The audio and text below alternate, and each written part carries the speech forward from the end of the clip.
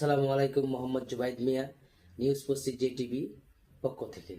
প্রথমে দেখাচ্ছি আপনাদের শিরোনাম। ভারতে এক মসজিদের সামনে আপনার নামাজ পড়তেছিল আমাদের মুসলিম ভাই, কিন্তু তারই পাশে দিয়ে রাস্তা দিয়ে হিন্দু সম্প্রদায়ের মানুষ গান বাজনা করে তাদেরকে ডিস্টার্ব করতেছে। এটা সরাসরি ভিডিও ফুটেজে দেখা যাচ্ছে। তো ভারত কখনো চায় না যে মুসলিম ভারতে থাকুক, তারা চায় যাতে মুসলিম চলে যায়। কিন্তু এই ধরনের কাজ, মুসলিম কখনো মন্দিরের উপরে হামলা করে না বাংলাদেশে, সেটা আমরা সবাই জানি।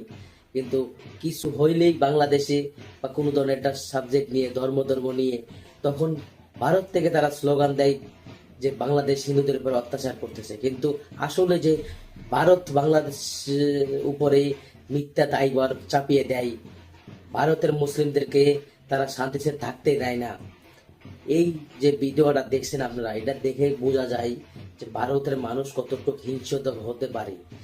ভারতের মানুষ কখনো বাংলাদেশের ভাই হতে পারে না, তারা বাংলাদেশকে পছন্দই করে না তারা।